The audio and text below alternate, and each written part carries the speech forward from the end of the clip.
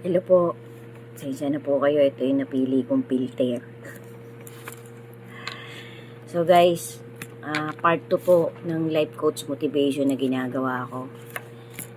So guys, dahil nga po nandun na tayo sa last generation ng siglo na to, ng panahon na to, gusto ko lang pong magpaka-real talk. Gusto ko pong maghatid ng konting real talk at POV, life motivation. Kasi marami po ngayon naglalabasan na ano guys ito po real talk po talaga to guys. Real talk muna tayo bago ko itawid yung talagang essence ng mga Bible verses ko. Gusto ko po ulit maghatid ng konting life motivation para sa ating lahat. God bless us all po ulit. To God be the glory po talaga. Kasi kahit papaano nakikita pa po natin yung bawat isang taong nagpa-follow sa atin, yung mga nanonood sa ating mangilan-ngilan, kahit papaano napapanood nyo pa po si KCB 2169. To God be the glory po talaga. Maraming salamat po sa mga nanonood ng content ko. Dun po sa mga nag-aabala talagang tapusin yung 8 minutes ko, 7 minutes na pagdadaldal ko. Maraming salamat po sa mga nanonood po ng content ko. Samot dalangin ko po sa ating Creator na sana lahat po kayo patnubayan ng Panginoon. Gabayan tayong lahat. Bigyan pa tayo ng matibay na faith na pwede natin panghawakan, talagang gawin nating sandata sa bawat araw ng buhay natin na nakikipaglaban tayo sa anumang problema ng bawat isa, sa anumang mabibigat na karamdaman. Ipanlaban po natin ang faith natin sa ating Creator na ito ay pagtibayin pa natin. Iparamdam po natin ang iparamdam sa ating Panginoon na sa pagkaroon natin ng fragile na buhay, mahal natin siya. Hinahangad nating lagi niya tayong iligtas. Lagi nating maramdaman yung presence niya sa buhay natin. Kahit po minsan yung iba po sa atin baon sa utang, yung iba po sa atin may mga sakit na malulubha, yung iba po sa atin wala nang maipambayad sa ospital, yung iba po sa atin maraming naniningil pero wala pa tayong maibayad. Marami po samot-samot po ang problema ng bawat isang tao.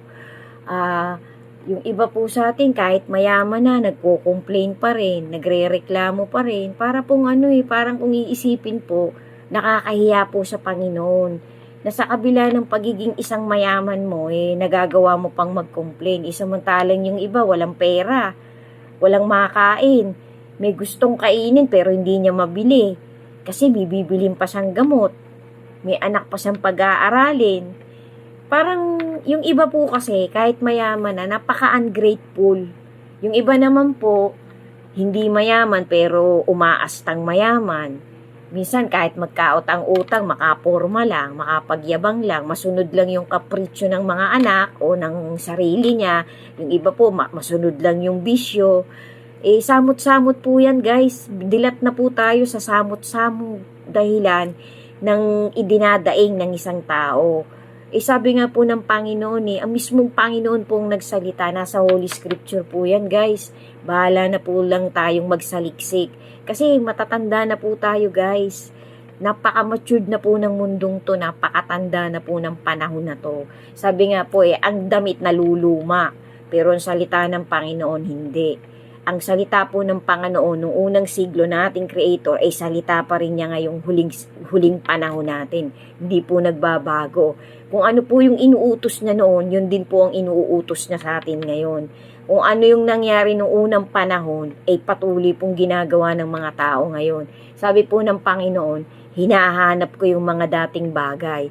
Yung ginawa po dati ng Panginoon, yung mga dati pong dilubyong nangyari, mag-a-upgrade po, nag-a-upgrade po pagdating ng panapanahon po kasi ang mundong ito. Sabi nga po ang mga panahon sa Panginoon lang. Hindi natin alam yung mga takdang araw talaga, yung takdang oras talaga, kasi nga po nasa kapangyarihan niya ng Panginoon Kagaya po nung nangyari kay Noah, reminisce po natin guys, yung nangyari po kay Noah, ang mga tao po noon, libang na libang, hindi naniniwala kay Noah. Kahit para siyang baliw na ginagawa niya yung barko, winawarningan niya yung mga tao, tinatawanan lang siya. Kaya bigla pong dumating yung dilubyo. Nung dumating po ang dilubyo, ang mga tao ay nagsasaya, nag-aasawa, nagpapakasal, nagsha-shopping, nagdidisco, nagliliwaliw, gumagawa ng kawalwalan. Kaya po hindi sila naging aware. Biglang dumating yung dilubyong baha, ang dami pong namatay. Ang nakaligtas lang po talaga ay 8 kaluluwa.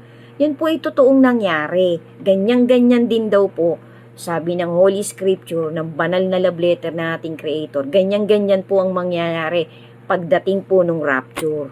Ay bago po dumating yung rapture guys, ang dami pa pong nakaabang na pwedeng mangyari. Kagaya po ng mga famines, yung mga paparating na mga upgrade na illnesses, yung mga paparating na mga pandemics, yung palakas na mga dilubyong lindol.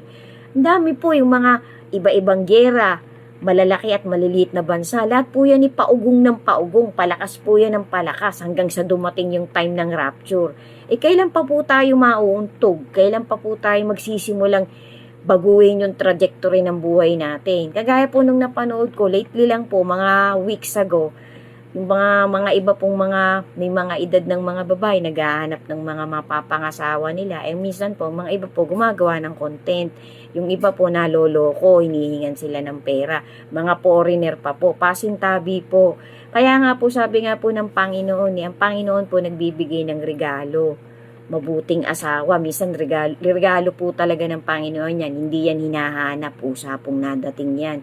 Kaso nga po, yung iba po nalulungkot, minsan po nakakatagpo ng mga tarantadong tao, mapagsamantala. Hiningan ka na ng pera, niloko ka na, tapos pagka nakipag-meet up ka, papatayin ka pa, re-raping ka pa. Ang dami pong ganyang insidente. Yung iba po nagpapayo, gumagawa po ng mga content, ng mga video para magbigay awareness. Hindi po natin masisisi, yung iba po talaga nagre-research, naghahanap ng makakapartner nila. Ingat-ingat din po tayo. Kasi sa dami po ng tao ngayong mga mapagsamantala, manloloko. Hindi po natin talaga masasabi ang mga pangyayari guys. Marami pong tao talagang gagawin ng lahat ng pagsasamantala sa kapwa niya, masunod lang yung gusto niya, makapandaya lang, makapangulikbat ng pera. Naku, hindi po sila natatakot guys, kasi nga po, sinalita po ng Panginoon dadating ang panahon, sa huling generation, ang tao ay lalo pang sasama ng sasama. Yung mabuti lalong magpapakabuti, yung banal lalong magpapakabanal, yung malinis lalong magpapakalinis. Pax na pax po yan guys. Sundan nyo pa po guys. Ito po ay life coach, real talk, motivation. Pinaghalo-halo ko po. Para din po itong Bible verses. Sana po ay bawat part pagtsagaan nyo pong tapusin. Kasi para din po ito sa atin. Para po dagdag booster to, dagdag awareness sa paparating na rapture ng ating Lord Jesus. Maging prepared na po tayo guys. Wag na po nating aksayay ng bawat segundo ng buhay natin. Kasi nalalapit na po yan. Any moment po mangyayari yan. Napakarami pong nagsasalita ngayon na mga pastor, foreign man o dito sa locally, dito sa atin Totoong-totoo po, nakasulat po talaga yan, letra por letra sa love letter na ating Creator. God bless us all po, to God be the glory po. Sundan nyo pa po. Maraming salamat po. Maging po tayo, maging vigilant, maging aware. Dagdagan po natin yung preparedness natin. At higit sa lahat po, lagi po tayo mag-pray. Lagi po natin patatagin yung faith natin, yung kapit natin sa ating Panginoon at sa kanyang bugtong na anak. Thank you po for watching. God bless us all po. Sundan nyo pa po yung kasunod. Maraming salamat po. Amen.